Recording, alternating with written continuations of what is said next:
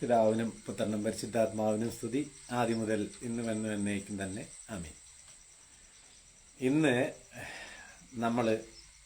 ഞാൻ കഴിഞ്ഞ വീഡിയോ ചെയ്തിട്ടുണ്ടായിരുന്നു ബ്രദറിനെ പറ്റി. അതായത് ഇന്ന് കാണുന്ന ഈ പ്രസ്ഥാനങ്ങളുടെ ആരംഭം, അതിൽ നമ്മൾ കഴിഞ്ഞ ഇതിൽ ചർച്ച ചെയ്തത് ബ്രദറിന് എങ്ങനെ ഉണ്ടായി എന്നുള്ളത്. അപ്പം നമ്മൾ ഇന്ന് ചർച്ച ചെയ്യുന്നത് പെന്തക്കോസ്ത് പ്രസ്ഥാനങ്ങളുടെ ഉത്ഭവത്തെ പറ്റിയാണ്. അപ്പം അത് ഒരുമിച്ച് പറഞ്ഞു തീർക്കാൻ കഴിയത്തില്ല, കാരണം ഒരു വലിയ ടോപ്പിക്കാണ്. അപ്പം നമുക്ക് കുറേശ്ശെയായിട്ട് പറഞ്ഞു പോകാനേ പറ്റത്തുള്ളൂ. അപ്പം ആദ്യമായിട്ട് നമ്മളിന്ന് ആ പെന്തിക്കോസ്ത് പ്രസ്ഥാനം ഉത്ഭവിക്കാനുണ്ടായ സാഹചര്യങ്ങൾ എങ്ങനെയായിരുന്നു, അത് ഉത്ഭവിച്ച് വന്നത് എന്നാണ് നമ്മളിന്ന് ചർച്ച ചെയ്യാനായിട്ട് പോകുന്നത്. മാർട്ടിൻ ലൂതർ അവിടുന്ന് ചാടിപ്പോരുന്ന, കത്തോലിക്ക സഭയിൽ നിന്ന് ചാടിപ്പോരുന്ന സമയത്ത് ഉണ്ടായ അദ്ദേഹം മുന്നോട്ട് വെച്ചത് രണ്ട് കാര്യമാണ്. ഒന്ന്, ഈ ആരാധന എന്ന് പറയുന്നത് പാട്ട്, പ്രാർത്ഥന എന്നിവയിലൂടെ എന്നിവയിലൂടെ ആയിരിക്കണം. അല്ലാതെ ആരാധന എന്ന് പറഞ്ഞാൽ ഈ ഉച്ചത്തിൽ കിടന്ന് വിളിച്ച് പോകുന്നതായിരിക്കണം, അല്ലെങ്കിൽ പിന്നെ എല്ലാം ബൈബിൾ അടിസ്ഥാനമായിരിക്കണം. അങ്ങനെ 2-3 കാര്യങ്ങളിലാണ് പുള്ളി കത്തോലിക്ക സഭയിൽ നിന്ന് ചാടിപ്പോകുന്നത്. അപ്പൊ ഇത് കാലാകാലങ്ങളിൽ മാറ്റം സംഭവിച്ച് ഈ പറഞ്ഞിരിക്കുന്ന കാര്യങ്ങളിൽ വളരെ വ്യത്യാസം വന്നു. അതായത് 16-ാം നൂറ്റാണ്ടിൽ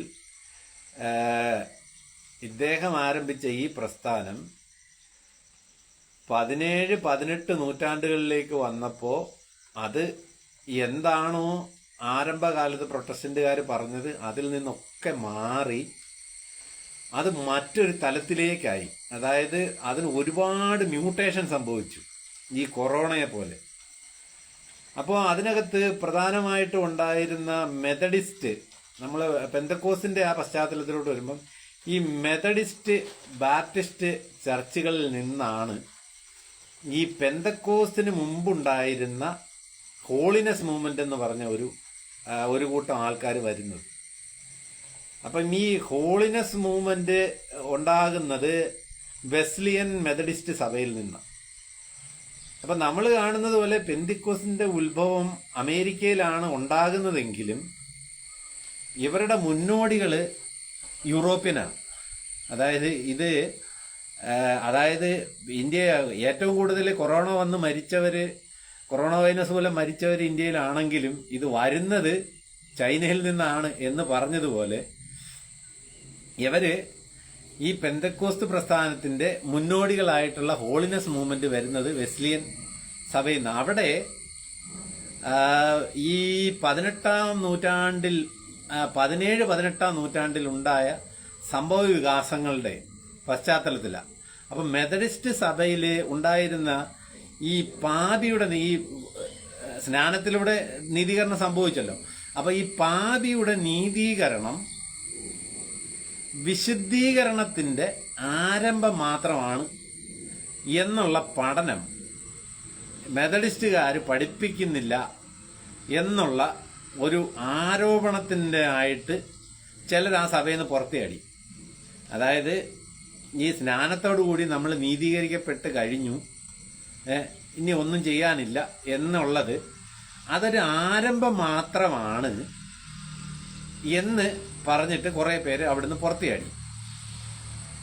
ഇത് ഈ നീതീകരണത്തോടുകൂടി വരുന്നത്, നീതീകരണത്തിന്റെ അനുഗ്രഹം നമുക്ക് ലഭിക്കുന്നുണ്ട്, പക്ഷേ ഇത് മാനസാന്തരത്തിൽ നിന്നും വ്യത്യസ്തമായ ഒരു അനുഭവമാണ്. അതായത് ഇത് കുറച്ച് മനസ്സിലാക്കാൻ ബുദ്ധിമുട്ടാണ്. കാരണം എന്ന് പറഞ്ഞു കഴിഞ്ഞാൽ അവർക്ക് തന്നെ അത് മനസ്സിലായിട്ടില്ല. അപ്പം നീതീകരണത്തോടുകൂടി ഒരു പ്രത്യേക അനുഗ്രഹം നമുക്ക് ലഭിക്കുന്നുണ്ട്. ഇത് മാനസാന്തരത്തിൽ നിന്ന് വ്യത്യസ്തമായ അനുഭവമാണ്. അതായത് ഈ മാനസാന്തരം വന്നിട്ടാണ് നമ്മൾ സ്നാനപ്പെട്ട് കഴിഞ്ഞിട്ടാണ് നമുക്ക് നീതീകരണം ഉണ്ടാവുന്നത്. പക്ഷെ ഈ നീതീകരണത്തോടുകൂടി ലഭിക്കുന്ന അനുഗ്രഹം അത് മാനസാന്തരത്തിൽ നിന്ന് വ്യത്യസ്തമാണ്. ഈ അനുഗ്രഹം എങ്ങനെ ഉണ്ടാവണം? ഈ അനുഭവം ഉണ്ടാവേണ്ടുന്നത് കൂട്ടായ ഉച്ചത്തിലുള്ള പ്രാർത്ഥനകളിലൂടെ ആയിരിക്കണം ഇത് സംഭവിക്കേണ്ടുന്നത് എന്ന് പറഞ്ഞ് കുറച്ച് ആൾക്കാർ ഈ മെത്തഡിസ്റ്റ് സഭയിൽ നിന്ന് പുറത്തിയാടി. അവരുണ്ടാക്കിയ ഒരു പ്രസ്ഥാനമാണ് ഈ ഹോളിനെസ് മൂവ്മെന്റ് എന്ന് പറഞ്ഞിരിക്കുന്നത്. ഇങ്ങനെ ഈ ഉണർവ് പ്രസ്ഥാനങ്ങളിലൂടെയൊക്കെ, അതായത് ഒച്ചത്തില് പിന്നെ കൈകൊട്ടി പാടി പ്രാർത്ഥന, അവര് ഈ അങ്ങനെ പുറത്തിറങ്ങിയവര് വിളിച്ച പേരാണ് ഹോളിനെസ് മൂവ്മെന്റുകാര്. ഇവര് ഈ ക്രിസ്ത്യാനികള് ഈ പ്രത്യേക, അതായത് ഈ നീതീകരണം പ്രാപിച്ച ക്രിസ്ത്യാനികള് മറ്റുള്ളവരിൽ നിന്ന് വ്യത്യസ്തരായിരിക്കണം, അവര് ലോകത്തിൽ നിന്ന് വേർപെട്ടിരിക്കണം, അതിനെ ഉപേക്ഷിച്ചേക്കണം. അതായത് പിന്നീട് അതിനുശേഷം നിങ്ങൾ ഈ ലോകത്തിന്റെ ബന്ധനങ്ങളിലോ ലോകത്തിന്റെ മോഹഭോഗങ്ങളിലോ ഒന്നും പെടരുത്, അവിടുന്ന് മാറിയിരിക്കണം എന്നതായിരുന്നു അവരുടെ ഇത്, ആ ഹോളിനെസ് മൂവ്മെന്റിന് ആദ്യം. പക്ഷേ അതിനുശേഷം അതിനകത്തും വ്യത്യസ്തമായി. അതിനകത്ത് വ്യത്യാസം വന്നത് എങ്ങനെയാണെന്ന് ചോദിച്ചു കഴിഞ്ഞാൽ, ഈ വിശുദ്ധീകരണം എങ്ങനെ ഉണ്ടാവുന്നു എന്ന് ചോദിച്ചാൽ, ഇതിന്റെ വിശുദ്ധീകരണം രണ്ട് രീതിയിലാണ് ഉണ്ടാവുന്നത്. ഒന്ന്, ഒരു പക്ഷം വാദിച്ചു ഈ വിശുദ്ധീകരണം എന്ന് പറയുന്നത് ആന്തരികമായ പ്രവർത്തനങ്ങളിലൂടെ, അടിസ്ഥാനപരമായി ഈ ആന്തരികമായ മാറ്റത്തിലൂടെയാണ് ഈ വിശുദ്ധീകരണം നമ്മൾ പ്രകടിപ്പിക്കേണ്ടുന്നത്. അപ്പൊ ആ ആന്തരികമായി നമ്മളെ ആയിക്കഴിഞ്ഞാൽ, ആന്തരികമായി വിശുദ്ധീകരണം നമുക്ക് സംഭവിച്ചാൽ, ഇത് ഉച്ചത്തിലുള്ള പാട്ട്, പ്രാർത്ഥന, ഈ കാര്യങ്ങളിലൂടെ ആയിരിക്കണം അത് പ്രകടമാക്കേണ്ടുന്നത്. അപ്പൊ നമുക്ക് ആന്തരികമായി ലഭിച്ചിരിക്കുന്ന വിശുദ്ധീകരണം എങ്ങനെയാണ് നമ്മൾ പ്രകടിപ്പിക്കേണ്ടുന്നത്, അല്ലെങ്കിൽ എങ്ങനെയാണ് അത് പ്രകടമായി മറ്റുള്ളവർക്ക് കാണുന്നത് എന്ന് ചോദിച്ചാൽ, അത് പാട്ട്, ഉച്ചത്തിലുള്ള പാട്ട്, പിന്നെ ഉച്ചത്തിലുള്ള പ്രാർത്ഥന, ഇതിലൂടെയാണ് കാണേണ്ടുന്നത് എന്ന് ഒരു കൂട്ടർ വാദിച്ചു. മറ്റൊരു കൂട്ടർ വാദിച്ചത് ഈ ആന്തരികമായിട്ട് നമുക്കുണ്ടായിരിക്കേണ്ടുന്ന ഈ വിശുദ്ധി അത് ബാഹ്യപ്രകടനങ്ങളിലൂടെ ആയിരിക്കണം. അതായത് പ്രകൃതിയാതീതമായ ബാഹ്യപ്രകടനങ്ങൾ. പ്രകൃതിയാതീതമായെന്ന് പറഞ്ഞു കഴിഞ്ഞാൽ നമുക്ക് നേരിട്ട് കാണാൻ കഴിയാത്ത, അതായത് നമുക്ക് നേരിട്ട് കാണാൻ കഴിയത്തില്ല, പക്ഷെ നമുക്ക് അങ്ങനെ ഒരു അനുഭവം ഉണ്ടെന്ന് നമുക്ക് തോന്നും. അങ്ങനെ വേണം ഇത് പ്രകടിപ്പിക്കാൻ എന്ന് അവർ പറഞ്ഞു. ഒരു അടുത്ത കൂട്ടർ വാദിച്ചത്, അതായത് ഇത് പ്രകൃത്യാതീത, അതായത് നമ്മൾ ഈ പ്രകൃതിയിൽ എന്ത് പ്രതിഭാസം ഉണ്ടെങ്കിലും നമുക്ക് കാണാൻ പറ്റും. അപ്പൊ ഇത് ഈ കാണാൻ പറ്റാത്ത രീതിയിലാണ്, അതായത് ഒരു മനുഷ്യന്റെ പിന്നെ ഈ വിശുദ്ധിയിലായിരിക്കുന്നവരെ തിരിച്ചറിയേണ്ടുന്നത് ഈ പ്രകൃത്യാതീത പ്രതിഭാസങ്ങളിൽ അവനിലുണ്ട് എന്ന് കാണിക്കുന്നതിലൂടെ ആയിരിക്കണം എന്ന് രണ്ടാമത്തെ കൂട്ടർ വാദിച്ചു. അങ്ങനെയാണ് ഈ രണ്ടാമത്തെ കൂട്ടത്തിൽ, നമ്മൾ ആദ്യത്തെ കൂട്ടത്തിൽ വായിച്ചവരിലാണ് നമ്മുടെ ഈ ബ്രദറൻകാർ വിടുന്നതെങ്കിൽ, നമ്മൾ കഴിഞ്ഞ ആഴ്ച സംസാരിച്ച ബ്രദറൻകാർ വിടുന്നത് എന്ന് പറഞ്ഞാൽ ആന്തരിക മാറ്റം ഉണ്ടാവണം, പിന്നെ ഉച്ചത്തിൽ പാട്ട്, പ്രാർത്ഥന, ഈ കാര്യങ്ങൾ അവർ ഫോളോ ചെയ്യുന്നത്. അപ്പൊ ഇവര് പ്രാർത്ഥിച്ചെന്ന് പറഞ്ഞാൽ ഇത് ബാഹികമായി കാണിക്കണം. അപ്പൊ ബാഹികമായിട്ട് കാണിക്കുന്നത് എങ്ങനെയൊക്കെയാണെന്ന് ചോദിച്ചു കഴിഞ്ഞാൽ നമുക്കറിയാമല്ലോ ഇന്നത്തെ പരിപാടികൾ എങ്ങനെയാണ്. അത് പിന്നെ ഉച്ചത്തിലുള്ള പാട്ട്, പിന്നെ പ്രാർത്ഥന, ഈ എന്തോ കിട്ടിയെന്ന് പറഞ്ഞതുപോലെ തലകുത്തി മറിയല്, പിന്നെ അതേപോലെ എന്തൊക്കെയോ അവ്യക്തമായിട്ട് വിളിച്ചു പോകുന്നത്, ഇതൊക്കെ ഇവര് പറയുന്നത്. അപ്പം ഇനി നമ്മൾ പോകുന്നത് ഈ പ്രത്യേക വിഭാഗത്തിന്റെ, ഈ വിഭാഗം മുന്നോട്ട് വെക്കുന്ന ആശയമാണ് ഈ പരിശുദ്ധാത്മാവിലൂടെയുള്ള ഈ അന്യഭാഷ. ഈ അന്യഭാഷ വന്ന വഴിയാണ് നമ്മൾ ഇനി പറയുന്നത്. ഈ അന്യഭാഷയുടെ ഉത്ഭവത്തോടു കൂടിയാണ് യഥാർത്ഥത്തിൽ പെന്തക്കോസ്തലിസം ആരംഭിക്കുന്നത്. കാരണം അന്ന് വരെ ഇങ്ങനെയുള്ള ഈ നമ്മുടെ പിന്നെ നമ്മുടെ വിശുദ്ധ ബൈബിളില്, ഈ ലേഖനങ്ങളില് മാത്രമാണ്, അല്ലെങ്കിൽ നമ്മുടെ 27 പുസ്തകത്തിൽ മാത്രം കണ്ടുവരുന്നതാണ് ഈ അന്യഭാഷ. അപ്പോസ്തല പ്രവൃത്തി 2-ാം അധ്യായത്തിൽ കാണുന്നുണ്ട്. അതിനുശേഷം അന്യഭാഷയെ പിന്നെ നമ്മുടെ പൗലോസിലേക്ക് വിലക്കുന്നതൊക്കെ കാണുന്നത്. അതിനുശേഷം നമ്മൾ പിന്നീട് ഈ പറഞ്ഞ തലകുത്തി മറിയൽ, അതൊരു മൊണ്ടാനിസം എന്ന് പറയുന്ന ഒരു വിഭാഗക്കാരുണ്ടായിരുന്നു 2-ാം നൂറ്റാണ്ടിൽ. അപ്പൊ അവരുടെ ഇതോടുകൂടി ഇത് നിന്നുപോയതാ. കാരണം അത് പിന്നെ അവർക്ക് പ്രവാചകികളൊക്കെ ഉണ്ടായിരുന്നു. അപ്പൊ അവരിങ്ങനെ തലകുത്തി മറിയുന്നതൊക്കെ ഉണ്ടായിരുന്നു. അവര് പരിശുദ്ധാത്മാവ് എന്തോ കിട്ടിയെന്നൊക്കെ പറഞ്ഞിട്ടുണ്ട്. അതിനുശേഷം ഇത് നിന്നുപോയതാ. ഈ സാധനം നിന്നുപോയതെന്ന് പറഞ്ഞു കഴിഞ്ഞാൽ ഇതിങ്ങനെ ബാഹ്യപ്രകടനമല്ല പരിശുദ്ധാത്മാവിന്റെ അടയാളം. അത് പിന്നെ അതിനെ സഭ വേറെ രീതിയിലാണ് വ്യാഖ്യാനിച്ചുകൊണ്ടിരുന്നത്. അപ്പൊ പരിശുദ്ധാത്മാവ് നിന്നുപോയെന്നല്ല. ഇതിന് ശേഷം ഇവര് വരുന്നത് ഈ 19-ാം നൂറ്റാണ്ടില് ചാൾസ് ഫോക്സ് പെർഹാം എന്ന് പറയുന്ന ആളും മെത്തഡിസ്റ്റുകാരനാണ്. അങ്ങേരുടെ പെണ്ണും പിള്ളയും കൂടെ നമ്മുടെ കാൻസാസില് ഒരു ബൈബിൾ കോളേജ് ആരംഭിക്കുന്നുണ്ട്. അതിന്റെ പേര് ബദേൽ ഹീലിംഗ് ഹോം എന്ന് പറഞ്ഞിട്ടാണ് അത് ആരംഭിക്കുന്നത്. ആ ഹീലിംഗ് ഹോമിനെ പിന്നീട് ബദേൽ ബൈബിൾ സ്കൂളാക്കി മാറ്റിയായിരുന്നു. അപ്പൊ അങ്ങനെ ഈ ബൈബിൾ സ്കൂളിൽ കുട്ടികളെ പഠിപ്പിക്കുന്നുണ്ട്. അപ്പൊ കുട്ടികളെ പഠിപ്പിക്കുമ്പോൾ ഇവരെ ഇത് ആരംഭിക്കുന്നത് AD 1897 കാലഘട്ടത്തിലാണ്, 98. അപ്പം ഇതിങ്ങനെ പഠിപ്പിച്ച് പിള്ളേരെ വെച്ച് പഠിപ്പിച്ചു. അപ്പൊ 1889 1900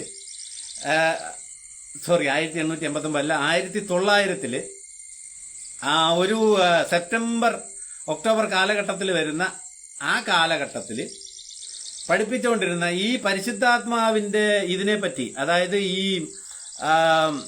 അവര് പിന്നെ പരിശുദ്ധാത്മാവിന്റെ വരങ്ങളെപ്പറ്റി, ഇത് ഈ അന്യഭാഷ ഉണ്ടാകേണ്ടുന്നതിനെ പറ്റിയൊക്കെ പഠിപ്പിച്ച് നമ്മൾ ഇത് പ്രാക്ടീസ് ചെയ്തെടുക്കണം, അന്യഭാഷയെ സംസാരിക്കുന്ന പ്രാക്ടീസ് ചെയ്യണം. എന്നിട്ട് ഈ അന്യഭാഷയെ പറ്റി സംസാരിച്ചിട്ട് ഇവരെ കുറച്ച് ദിവസത്തേക്ക് അവധിക്ക് വീട്ടിൽ വിടും. നിങ്ങൾ പോയി ഇത് പ്രാക്ടീസ് ചെയ്യണം എന്ന് പറഞ്ഞ് ഈ ബൈബിൾ സ്കൂളിൽ പഠിച്ചവരെ വീട്ടിൽ പറഞ്ഞു വിട്ടിട്ട് ഇവർ തിരികെ വരുന്നത് ഈ ജാനസ് ദേവനെ ആഘോഷിക്കാനാണ്.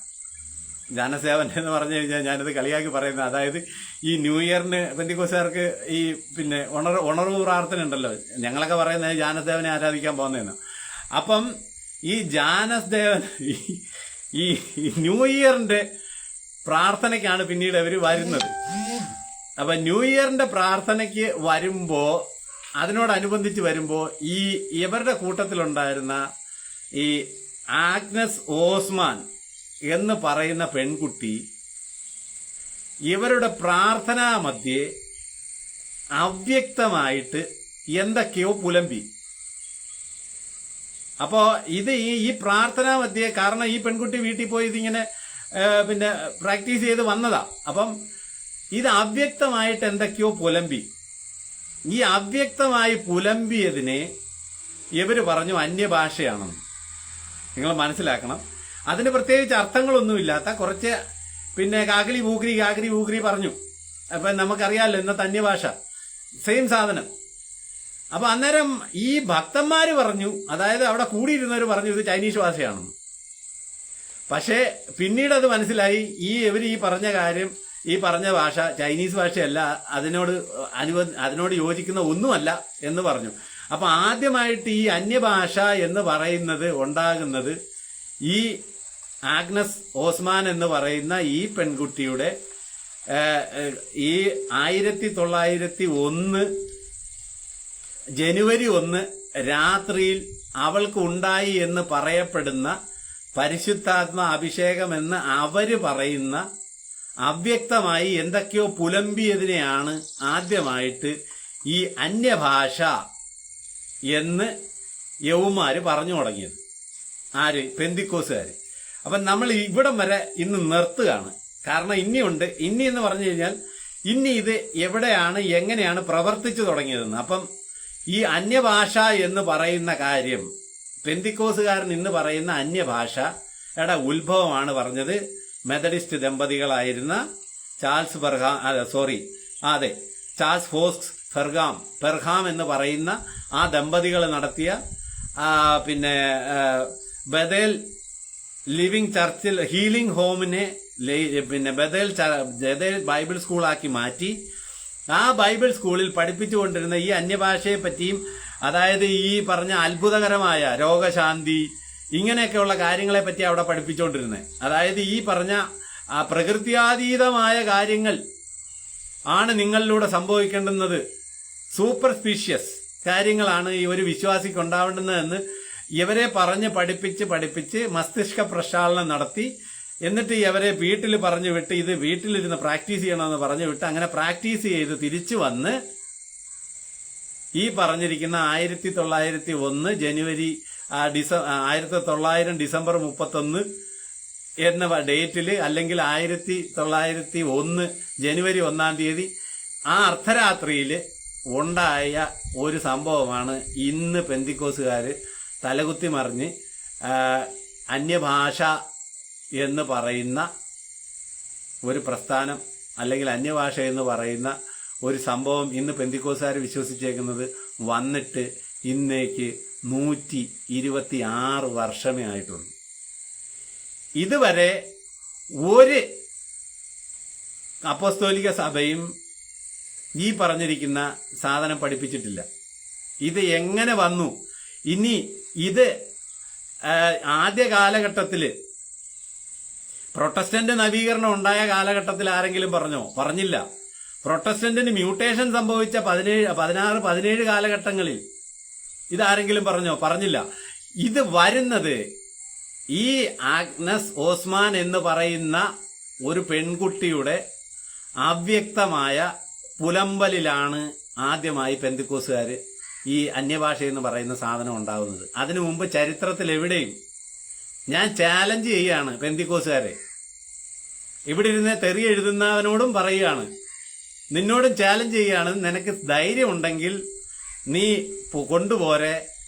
ഞാൻ ഈ പറഞ്ഞ ചരിത്രമല്ലാതെ അന്യഭാഷ വന്നതിന് വേറെ ചരിത്രം ഉണ്ടെങ്കിൽ നീ കൊണ്ടുപോരെ, നമുക്കിരുന്ന് ചർച്ച ചെയ്യാം.